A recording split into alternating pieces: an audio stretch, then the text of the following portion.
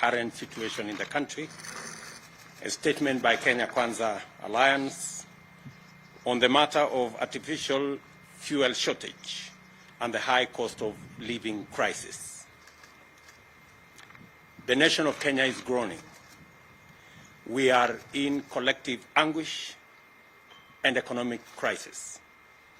The devastating effects of this current economic crisis is now manifest in the artificial fuel shortage and skyrocketing prices of basic food items. Millions of Kenyans are witnessing in bewildered agony as fuel pumps run dry and queues grow longer due to this artificial shortage, which has already disrupted the entire transport sector. Kenyans are now forced to dig deeper into their pockets for bus fare, and border operators are being driven out of business. The skyrocketing prices of food items has pushed the cost of living beyond the reach of millions of Kenyans. Many farmers have failed to plant because the price of fertilizer has moved from 3,000 last year to a high of 7,000 per 50-kilogram bag, a price that is well beyond the reach of most farmers during this planting season.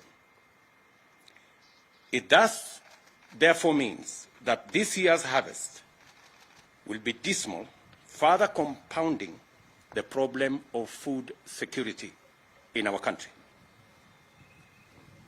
Cooking gas that was retailing as 2,300 in February, just 2 months ago, is now sold at Kenya shillings 3,350. The price of 10 liters of cooking oil, which was retailing at 1,450, now is selling at 3,100. And as already stated, fuel shot up from Kenya shillings 135 per liter of petrol to between 150 shillings and 205 in some parts of our country. Hospitals that rely on fuel to maintain life support equipment are equally in a crisis. The government of Kenya knows that millions of households cannot cope with these prices. The largest casualties, naturally, of this crisis is the vulnerable in our society.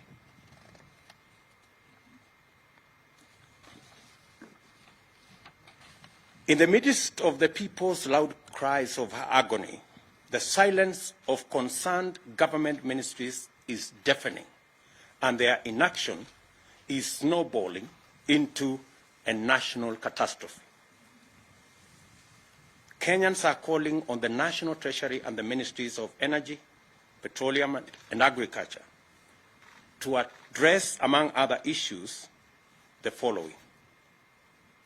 Noting that there exists a consumer protection mechanism to cushion Kenyans from adverse fluctuation in fuel prices, this mechanism is financed by the taxpayer at the pump through the fuel levy fund. We ask, where is the 39 billion shillings petroleum development levy fund meant for the fuel subsidy program as this crisis deepens? The Auditor General has already raised questions on the irregular and illegal diversion of these consumer protection funds to state agencies and unnamed private entities.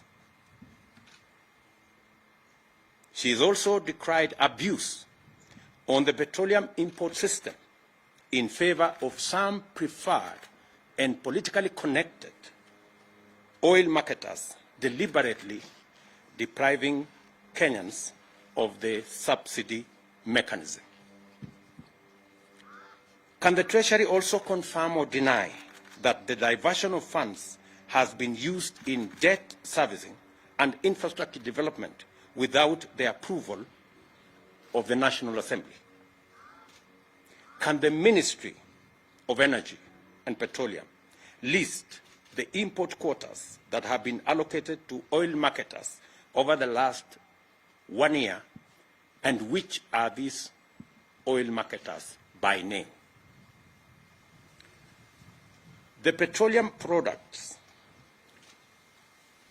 that is Tax and Levies Amendment Bill of 2021, whose passage has been frustrated in Parliament, should be processed, and all the roadblocks and back and forth between the different departments of government be removed, so that this bill can be passed as a matter of national emergency. For the record, this bill seeks to reduce the huge levies on petroleum products. That is the reason why our prices in Kenya are beyond the international prices, including prices in our neighboring countries. Why, we dare ask, hasn't there been any subsidy allocation in the budget in the last 3 years, including in last week's supplementary estimates, where our Kenya Kwanza MPs tried to provide for allocation for the subsidy program on fertilizer, but it was frustrated. Only for the Ministry of Agriculture to engage in the current PR stunts late in the day to pretend to provide subsidized fertilizer. We understand that the ministry is all over the place trying to launch some subsidized fertilizer program. This is not only ridiculous, but absurd. How do you, for example, make a farmer who requires 1,000 bags of fertilizer to queue for 5-6 hours, only for him to be or her to be told that you can only get 10 bags in a very widely publicized launch? I mean, if you're going to give 10 bags of fertilizer, please avoid the unnecessary launch. The high fuel prices are unprecedented and are not due to ordinary market responses to global crude oil price dynamics. Our problem is cruder and more local. This is the result of collusion between monopolistic cartels and economic saboteurs on one hand, and oblivious, reckless, insensitive, and incompetent public officials on the other. Insatiable greed and corruption is driving us over the cliff. The current state of affairs is a clear manifestation of the vestiges of the conflict of interest and state capture that is now pervasive in all sectors of our economy. Kenyans, in their entirety, want an end to the issue of conflict of interest and state capture. The casual and insensitive attitude to the plight of tens of millions of struggling Kenyans is a disturbing development that has emboldened cartels, which have taken over critical economic sectors and are now moving in top gear to capture the state.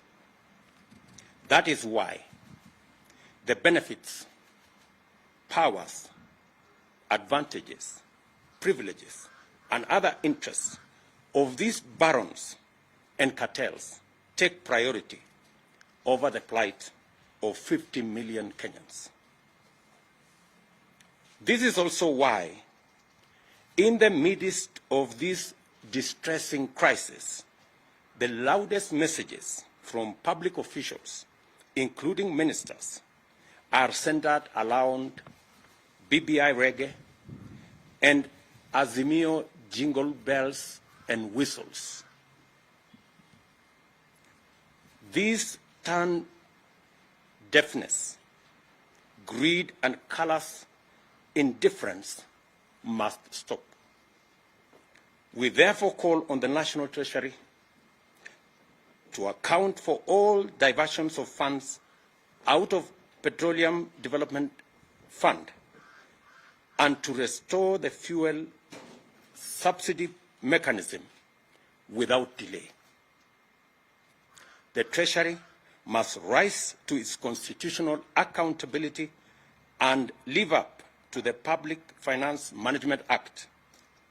Failure to do the right thing will convert the National Treasury into a cog in state capture and corruption that will destroy our country. We demand that public officials responsible listen to the agonized cries of millions of suffering Kenyans and abandon their exclusive and destructive subservience to cartels and barons of state capture and do something about the rapidly deepening economic crisis. This is a statement by Kenya Kwanza. I will take one or two questions just to clarify the statement that we have made.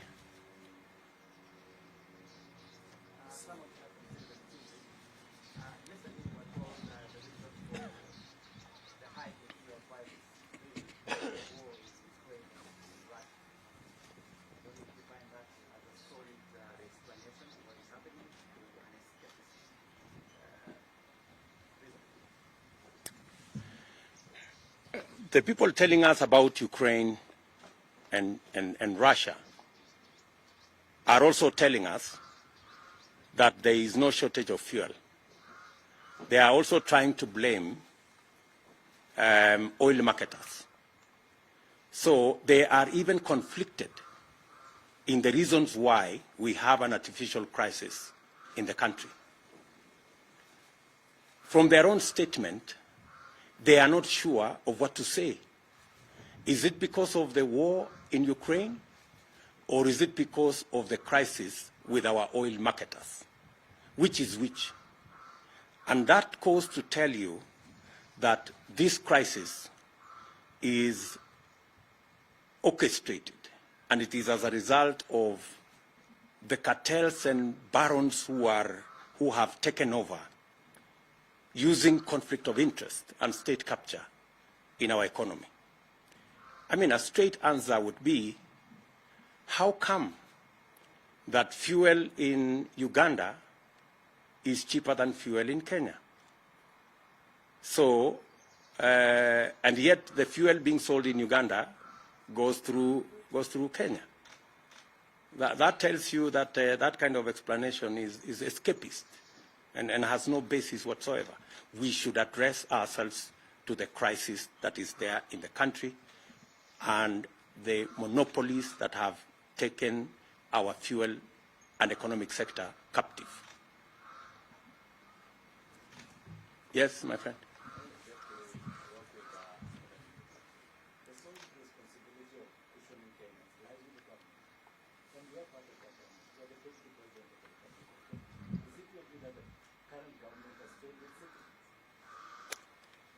Kiru, Yanet, you don't live in Kenya.